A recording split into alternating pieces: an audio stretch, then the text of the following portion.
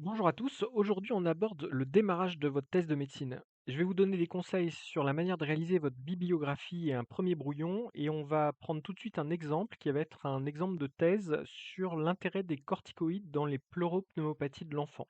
Imaginons que vous passez en stage, votre chef de service ajoute des corticoïdes à un enfant qui a une pleuropneumopathie, il vous explique qu'il n'y a pas tellement de preuves que ça fonctionne pas, on n'en sait pas grand-chose et vous dites tiens, ça serait intéressant que je fasse ma thèse de médecine là-dessus. Vous vous accordez donc avec un directeur de thèse et ce directeur de thèse vous donne un ou 2 articles pour démarrer et c'est parti.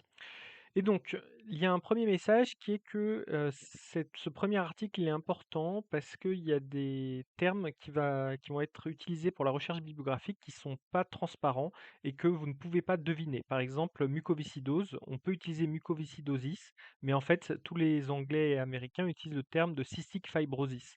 Pour, pleurésie, puisque là, c'est ce qui va nous intéresser, on peut utiliser le terme pleurésis, mais en fait, tous les Anglais et les Américains, ils utilisent, parapneumonic effusion ou emphysema.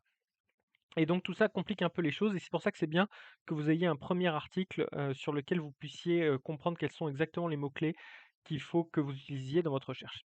Donc il y a plusieurs moteurs de recherche pour, faire, de la bibliographie en médecine. Le plus connu, c'est PubMed, mais en fait, nous, on va pas utiliser PubMed, aujourd'hui parce que, il est un peu plus compliqué à utiliser que Google Scholar et on peut s'en sortir très bien pour sa thèse avec Google Scholar. Et c'est la raison pour laquelle on va démarrer là-dessus. Donc, on va utiliser Ampiema, qui est le terme de pleuropneumopathie chez l'enfant, donc Children pour enfants, et on va pas mettre traitement, on va plutôt mettre corticostéroïdes, voilà. Et c'est parti. Pourquoi j'aime bien Google Scholar? Parce qu'ils ont un algorithme qui fonctionne bien, dans le sens où leur algorithme va beaucoup regarder nos mots-clés qu'on a rentrés, évidemment. Il va regarder aussi la date des publications et il va regarder le nombre de fois où la publication est citée. En gros, plus une publication est citée, plus souvent ça veut dire qu'elle a intéressé des gens et ces gens ont repris ensuite cette publication dans leurs propres travaux et donc plus on peut dire que cette publication est importante. C'est pas toujours le cas, mais on va dire ça pour faire simple. Donc, déjà, ça les trie par importance, enfin en tout cas le nombre de citations va rentrer dans l'algorithme, et puis ensuite, il y a une autre fonctionnalité qui est ici, qui est que vous pouvez savoir quels articles ont cité cet article-là. Donc, vous pouvez faire un clic droit, ensuite clic gauche, et vous savez tous les articles qui ont cité cet article-là sur les pleuropathies à strep chez l'enfant. Et donc là, par exemple, vous avez donc une faculté de médecine qui a une thèse de médecine qu'il a utilisée, et puis d'autres choses, d'autres articles qui l'ont utilisé. Donc quand vous faites votre bibliographie, ça peut vous aider cet item, cette fonctionnalité, pour retrouver d'autres articles en lien avec ce que vous cherchez. Donc ce premier article, il m'intéresse pas tellement. En revanche, ce deuxième article, il m'intéresse parce qu'il pose exactement la question que je veux. Y a-t-il un rôle pour les corticoïdes chez l'enfant atteint de parapnéonique pleural effusion? Donc je clique droit, je clique gauche, je l'ai là, j'ai l'article dans son intégralité puisqu'il est fritoride, mais en revanche, je ne peux pas le télécharger. Et donc ça m'ennuie parce que si j'ai besoin d'y revenir plus tard, à chaque fois, il faudra que je refasse tout le petit chemin et je ne peux pas le garder sous le coude. Et donc, comme ça m'ennuie, on va faire différemment. Ce qu'on va faire, c'est que on va copier le texte et on va regarder différentes manières d'obtenir le texte en texte intégral. Une première manière qui est vraiment la manière à privilégier, c'est d'utiliser vos codes de l'université. Votre université, elle a accès à une bibliothèque. Cette bibliothèque, elle vous ouvre les portes souvent de millions d'articles. Et donc, vous pouvez recopier le titre ou en tout cas le titre du journal dedans, voir s'il y est, et ensuite chercher ce type d'article. Une deuxième manière de faire, c'est de regarder sur un site qui s'appelle ResearchGate, qui est un site de réseau social en fait pour les chercheurs. Et donc vous recopiez votre truc et ensuite ça apparaît en ResearchGate. Et là, vous voyez que les auteurs ont été sympas parce qu'ils ont mis eux-mêmes le PDF de leur article dans ResearchGate qui est le réseau social et donc vous pouvez le télécharger et donc voilà, on a l'article complet que cette fois-ci on va pouvoir télécharger et voilà qui est fait. Alors ensuite donc cet article m'intéresse beaucoup. Je vais regarder quand même s'il y a d'autres choses sur la première page qui m'intéressent. Ah là je vois qu'il y a un article sur les pneumonies compliquées où il parle de corticothérapie systémique dans ce cadre de pneumonies compliquées. Le PDF a l'air d'être disponible sur ResearchGate. J'ouvre le lien à nouveau et oui, sympa, ils ont mis leur PDF. Alors plutôt que de tout lire, je vais aller direct à corticosteroids. Ah bah corticosteroids c'est là. Donc ils ont fait tout un paragraphe sur corticosteroids qu'il faudra que je lise attentivement. En plus c'est pas très long. Donc très bien, ça aussi je vais le télécharger et me le mettre sous le coude pour la suite. Et puis on peut regarder ça. Ouais, après ça a plus trop de rapport parce que c'est un syndrome néphrotique ici. Ça c'est le même que celui qu'on a vu avant. Ça c'est les syndromes néphrotiques. Ça c'est l'identification des germes. Ok, bon. Ça s'arrête un peu là sur ce que je veux, mais j'ai déjà un article qui m'intéresse beaucoup là, donc on va aller voir cet article-là. Hop, il est là. Et donc là, maintenant, je suis en mode recherche de citations. Donc comme je recherche des citations, ce qui va m'intéresser, c'est l'intro et la conclusion. Donc par exemple, je fais ma biblio et là je vois les épanchements pleuraux compliquent 13% des cas des pnéumopathies aiguës communautaires de l'enfant qui nécessitent une hospitalisation. Ah bah ça m'intéresse beaucoup. Et je vais me garder cette phrase sous le coude et la référence parce que dans mon intro, bah, ça sera bien que je remette quelque chose de ce genre-là, que je fasse une petite introduction sur pourquoi on s'intéresse aux pleuropneumopathie de l'enfant et aux corticoïdes dans ce cas-là, bah, parce que c'est quelque chose qui complique quand même 13% des cas et donc que c'est quelque chose d'important qui touche quand même beaucoup d'enfants. Donc ça, je vais me le garder sous le coude. Et donc on peut faire ce genre de travail là-dessus sur l'intro. Et puis l'autre chose qui est intéressante lorsqu'on cherche des citations, c'est la discussion.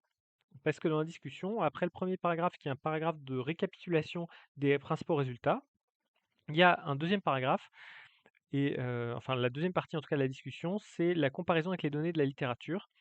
Et là, par exemple, les auteurs disent, à notre connaissance, seulement un essai a évalué les effets de la corticothérapie orale, enfin systémique, chez des enfants avec épanchement pleural. Donc ça m'intéresse beaucoup. Il détaille l'article là. Et donc on a la ref qui est la ref 19. Et donc là, bah, j'ai un nouveau truc pour ma thèse. J'ai un essai randomisé qui m'intéresse beaucoup. Et donc là, je peux aller le chercher sur ResearchGate aussi. Mais surtout, lui, il m'intéresse tellement que, évidemment, je vais le lire complètement en détail et compagnie. Mais surtout, depuis 2017, je voudrais savoir s'il y en a d'autres qui ont fait la même chose, c'est-à-dire un essai randomisé ou d'autres travaux sur la dexaméthasone ou les corticoïdes en général pour les pleuropnopathies. Si l'auteur des travaux suivants est intelligent et a bien fait son boulot, eh ben, il aura cité cet article. Et donc, quand je vais cliquer sur citer 50 fois ici, je vais retrouver l'auteur, les nouveaux articles qui traitent de ce qui m'intéresse, c'est-à-dire corticoïdes et pleuropneumopathie de l'enfant. Donc là, c'est pour le sepsis sévère et le choc septique, ça m'intéresse pas. La sepsis, là, on retrouve notre revue qu'on a déjà vue, c'est une revue, ça m'intéresse pas tellement. Là, il parle des hyperglycémies, donc ce sera plutôt pour les effets secondaires. Peut-être que je peux me le mettre de côté. Là, c'est un expert opinion, ça m'intéresse pas tellement. Moi, ce que je cherche, ce serait un vrai article. Bon. Donc là, j'ai rien qui m'intéresse tellement. Et vous voyez que l'algorithme ici, il a trié vraiment par citation, hein. Donc vous avez le nombre de citations 171, 80, 65, 53, 41, etc., etc. Et cetera. Et quand vous arrivez à la page 5, eh ben, il y a 0 citation. Donc, ce que ça veut dire, c'est que les articles les plus intéressants vont souvent se retrouver en début de page. C'est tout l'intérêt du système, puisque ça veut dire que ces articles qui ont été repris par beaucoup de monde. Mais ce que ça veut dire aussi, c'est que les articles qui ont été publiés en 2021-2022, ils vont pas sortir là, parce que ces articles sont tout neufs, les gens n'ont pas eu le temps de les citer, et donc ils vont se retrouver avec 0 citation ou 1 ou 2 citations tout à la fin, avec les articles pas super qu'on veut éviter de lire. Et donc pour réussir à faire, enfin la meilleure manière de faire, c'est de lire comme ça les articles les plus cités et de se faire les 3 premières pages. et puis ensuite de prendre depuis 2021 ou depuis en tout cas une date assez récente pour voir parmi les articles les plus récents, ceux qui ont été quand même pas mal de fois cités. Par exemple, celui-là, cité 6 fois depuis 2021, c'est un très beau score quand même. Mais bon, lui, il nous intéresse pas trop, c'est plutôt sur antibiotiques et parapnéoniques par effusion. En revanche, regardez celui-là, corticoïdes et outcome, et donc évolution des épanchements pleuraux, un essai randomisé contrôlé de 2022, ça, il va nous intéresser à mort cet article. Donc celui-là aussi nous intéresse et donc là à nouveau on peut aller voir qui l'a cité et ben on retrouve que c'est en fait un éditorial qui l'a cité donc ça on va regarder etc. Si celui-là avait été cité ben on aurait aussi regardé et vous voyez que on rentre dans quelque chose de compliqué avec plein de citations, plein de trucs et donc il faut être un petit peu organisé, lire rapidement ensuite les articles, voir si on les télécharge, si on les télécharge pas et ensuite on commence à avoir un petit stock d'articles. Et une fois qu'on a son petit stock d'articles, ben, on a une vision sur, à peu près, est-ce que la question qu'on se pose est une question intéressante ou pas? Et là, en l'occurrence, c'est une question intéressante puisque, il y a un essai qui est celui-là, mais qui en fait est un essai réalisé chez l'adulte et pas chez l'enfant. Il y a eu un seul essai réalisé chez l'enfant, mais c'était chez d'autres, c'était pas en Europe et donc, les germes sont pas forcément les mêmes. La manière de traiter est pas forcément la même non plus, donc ça vaut le coup de faire notre étude en France. Et donc, maintenant qu'on sait qu'on a envie de faire notre étude, on va se remettre sur notre PDF ici, parce que finalement, notre thèse, elle va s'approcher beaucoup, beaucoup de ce travail-là. Et donc, ce qui va nous intéresser maintenant, c'est plus la manière dont ils ont réalisé leur étude et donc quelle a été leur méthode. Donc c'est une étude rétrospective. Quels ont été les critères d'inclusion de leurs patients. Donc c'est des patients de 0 à 15 ans, admis entre 2022 et 2017, et qui avaient un code dans la base de données de pleuropneumopathie de l'enfant. Et donc ensuite, on va regarder ce qu'ils ont collecté, leurs analyses statistiques, et leurs résultats, c'est toujours la même chose, avec les caractéristiques de base de leurs patients au départ, est-ce qu'il y a eu de l'utilisation de corticoïdes ou pas? Et qu'est-ce que ça a donné quand il y a eu des corticoïdes ou pas? Ok, ils ont un seul tableau, là, je regarde rapidement, ils ont un seul tableau dans leur étude. Non, ils en ont deux en fait. Un premier tableau qui montre les caractéristiques de base des patients, un deuxième tableau qui montre les caractéristiques de l'hospitalisation, oui, les caractéristiques des patients au cours de l'hospitalisation. Et là, on va s'inspirer beaucoup de ce qui a été fait parce que finalement, ce qu'on va faire, c'est quelque chose d'assez similaire. Et donc je vais passer à la deuxième partie, qui est la partie sur la sur le brouillon, pardon, sur le brouillon de la thèse. Alors ce brouillon, ça va vraiment être les fondations de votre thèse. C'est quelque chose qui est hyper important, puisque c'est vraiment ce qui va déterminer ensuite toute la suite de votre thèse. Donc, et ça va vous permettre d'y voir plus clair. On va séparer méthode et résultats. En gros, votre thèse, hein, ça va être assez simple. Elle va commencer par une introduction, ensuite vous allez détailler vos méthodes, ensuite les résultats, et ensuite la discussion, comme dans tous les articles scientifiques. Ce que je demande à mes internes de faire, parce que ça me semble hyper aidant et hyper important, c'est de faire leur tableau 1. Le tableau 1, c'est toujours la même chose, c'est les caractéristiques des patients. C'est exactement ce que vous retrouvez là, Baseline Patient Characteristics, et c'est la même chose pour tous les articles scientifiques de la Terre. Et donc ici vous avez la caractéristique et ici vous avez les patients. Et donc par exemple on peut prendre l'âge en mois, on peut prendre le sexe, on peut prendre le poids. Le poids pour nous chez l'enfant, ce qui nous intéresse plus c'est en Z-score. Ensuite euh, on peut prendre les antécédents. Voilà. On peut regarder vaccination pneumococcique, s'ils ont été vaccinés ou pas. Et comme ça, on peut. Et quelle classe d'antibiotiques ils ont reçu, ça on peut rajouter aussi. Et j'en profite pour vous dire que par exemple, quand on va faire ça, qu'il y a plusieurs solutions, on fait pas comme ça, on rajoute pas en allant à la ligne des items, mais on va à chaque fois créer une nouvelle ligne, et c'est pas grave, après on fera la mise en forme, mais il faut absolument que ça soit fait comme ça dès le départ. Voilà, etc., etc. On peut rajouter comme ça des... Et ici, globalement, bah, on aura par exemple ça, un âge moyen en mois de 15 mois, ou une médiane, ce sera plutôt peut-être une médiane interquartile.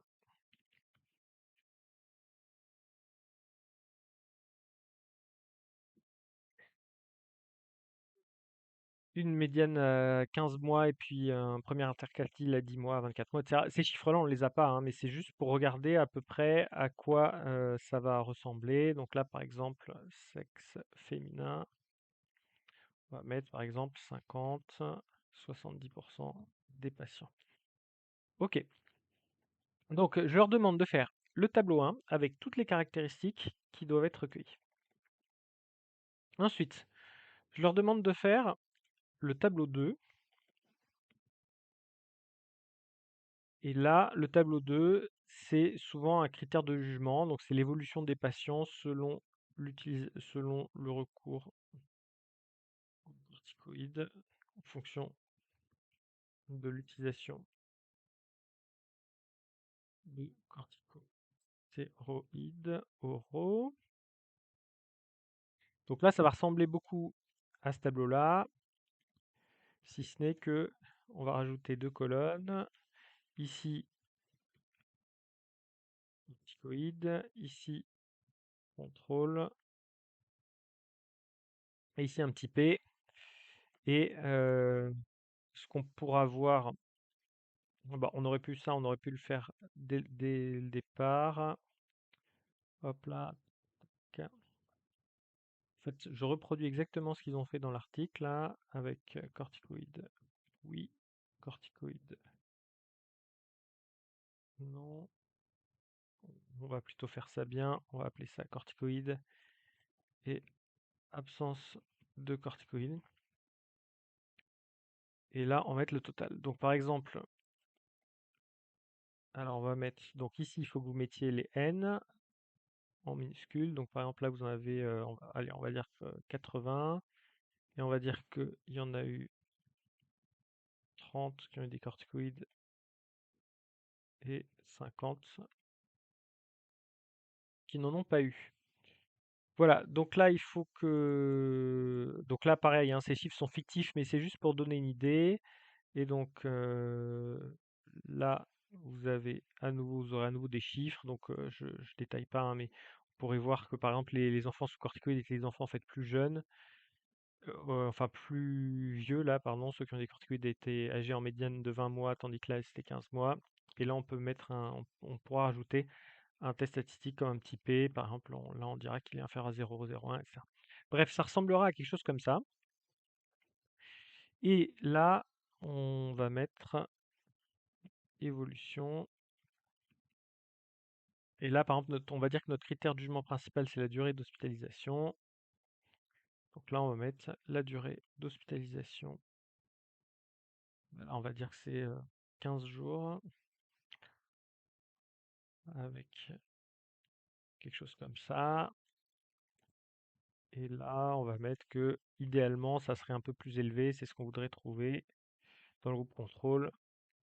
Et idéalement, on va trouver un petit p qui va être inférieur à 0,01. Mais c'est pas très grave parce que ces chiffres, encore une fois, là, on ne les a pas. C'est juste pour donner un exemple de ce qu'on pourrait trouver et mettre en forme nos idées. Et donc, ce qu'on pourrait regarder aussi, c'est la durée de fièvre, durée d'antibiotiques, IV, durée d'antibiotiques, Péros, et compagnie et compagnie. Ok, donc là on a déjà nos deux tables qui seront nos tables les plus importantes. En gros, la table 1, on va décrire les caractéristiques des patients. En 2, on va donner des infos sur est-ce que ceux qui ont reçu des corticoïdes étaient hospitalisés moins longtemps que les autres. On peut compliquer un peu les choses en ajustant ensuite ce résultat sur d'autres choses, mais à ce stade, je ne rentre pas dans les détails. Et on va créer aussi nos deux premières figures. Donc, on va créer une nouvelle présentation. Et donc, si ce que je veux regarder, c'est la durée d'hospitalisation, Alors, je vais commencer, pardon, par ma figure 1. Ma figure 1, ce sera toujours exactement la même. Ça sera une figure qui s'appelle le flowchart. Et un flowchart, c'est donc le nombre de patients que vous aviez au départ. Et donc là, ici, le nombre de dossiers que vous aviez au départ. Alors, donc par exemple, on va dire 140 dossiers d'enfants identifiés par la base de données, au sein de la base de données. Et ensuite, vous allez expliquer combien sont finalement inclus dans l'analyse.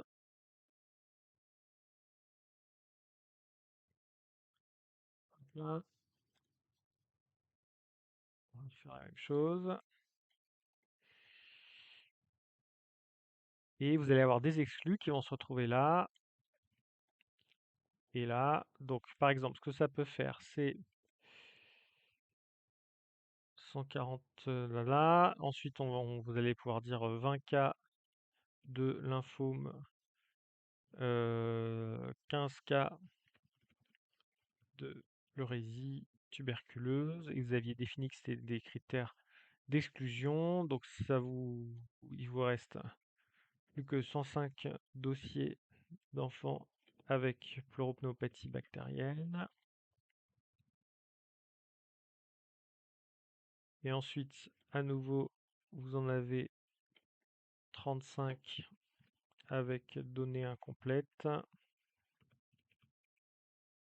par exemple. Et vous allez en avoir 80 ici. 80 dossiers d'enfants analysés, inclus dans l'analyse. Ok, donc voilà, votre figurine, elle est ici.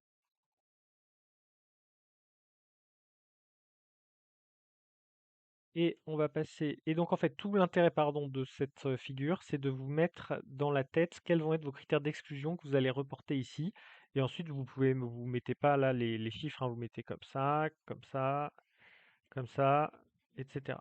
Et comme ça vous donne la façon dont vous allez imaginer vos critères d'exclusion et qu'est-ce qui va se passer à chaque étape et combien vous pensez en avoir au départ et combien, une fois que vous aurez enlevé tout ça, vous pensez en avoir à l'arrivée. Et puis, on fait la figure du critère du jugement principal qui est notre délai d'hospitalisation. Donc pour ça, on va utiliser des petites flèches. On va se dire qu'on va faire une espèce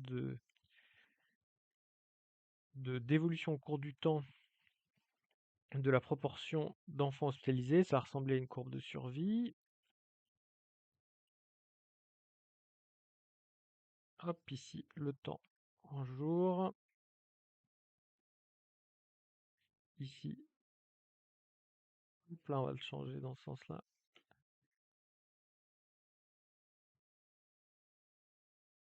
Une proportion d'enfants hospitalisés. Hop là. Et donc en gros, ça va ressembler, on espère, à quelque chose comme ça. Ça va démarrer à 100% d'enfants hospitalisés. Et puis ça va diminuer à 0, parce que tout le monde va sortir d'hospitalisation. Voilà, disons que ça c'est notre groupe contrôle. Et puis on va faire la même chose et on va dire que en rouge, ça va être notre groupe qui a reçu des corticoïdes. Et ce qu'on espère, c'est que la proportion diminue plus rapidement au cours du temps et qu'on arrive à quelque chose comme ça.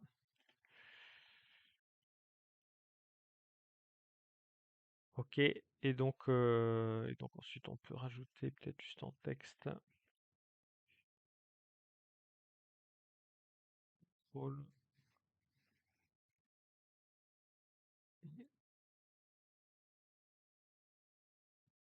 corticoïde.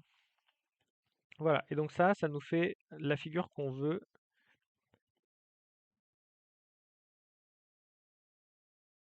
la figure principale. Et donc maintenant qu'on a enregistré tout ça, on va pouvoir le remettre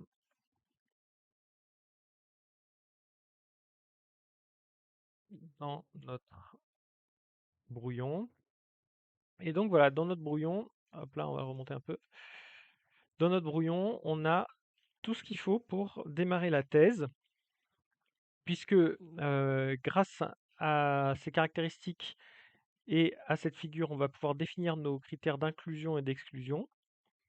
Grâce à cette figure-là, on va pouvoir comprendre assez vite quel est notre critère de jugement principal. Et finalement, c'est essentiellement ça dont on a besoin pour rédiger les méthodes, puisque les méthodes, ça va commencer toujours par le design de l'étude. Donc, tac, design de l'étude. Donc, on va dire c'est une étude rétrospective, etc. On va dire tout ce qui a trait au comité d'éthique. Ensuite, vous allez voir quelque chose sur la population, les critères d'inclusion, d'exclusion. Donc, on écrit toujours au passé, hein, même si on n'a pas encore commencé, on écrit toujours au passé, parce que dans l'article final, ça sera au passé, etc. Entre 2000 et 2020. Ensuite, on a les données collectées. Moi, je mets souvent critères de jugement, critères de jugement et données collectées. Donc, le critère de jugement principal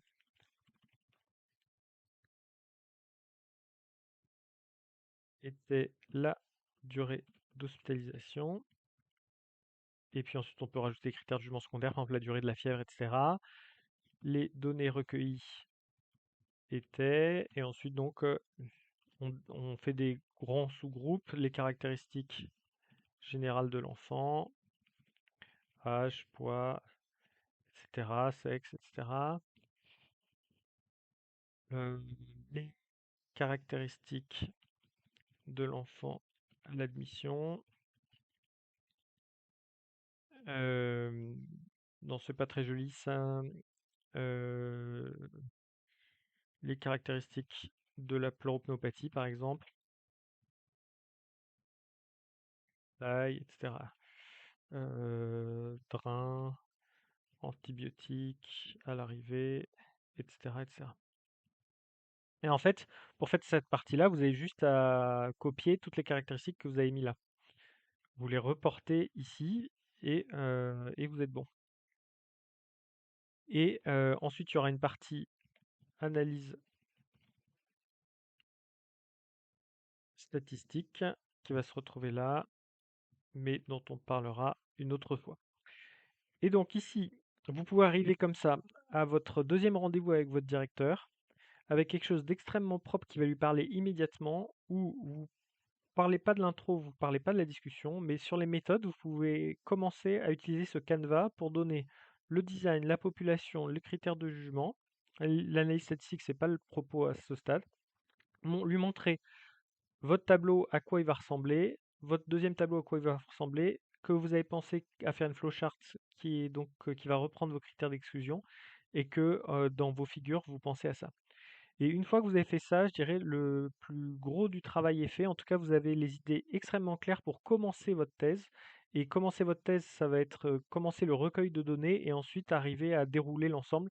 Mais ici, vous avez vraiment tout le plan que vous allez suivre pour l'année qui va vous occuper pour votre thèse. Et si vous le faites comme ça bien dès le début, et en fait dès le départ de votre thèse, ensuite vous allez gagner énormément de temps plutôt que de revenir en permanence en vous disant: «Ah bah, c'est dommage, j'aurais dû plutôt regarder ça de telle manière, j'aimerais bien rajouter cette figure, mais j'ai pas les données, il faudrait que je retourne voir tous les dossiers» et cetera. Donc ça, c'est pas possible et c'est dommage. Voilà, je vous souhaite bon courage, j'espère que ça vous aura donné envie de vous lancer et de démarrer et que ça vous aidera pour, votre thèse. On se retrouve pour, la prochaine vidéo qui portera sur justement la façon de recueillir les données dans un tableau Excel. À bientôt.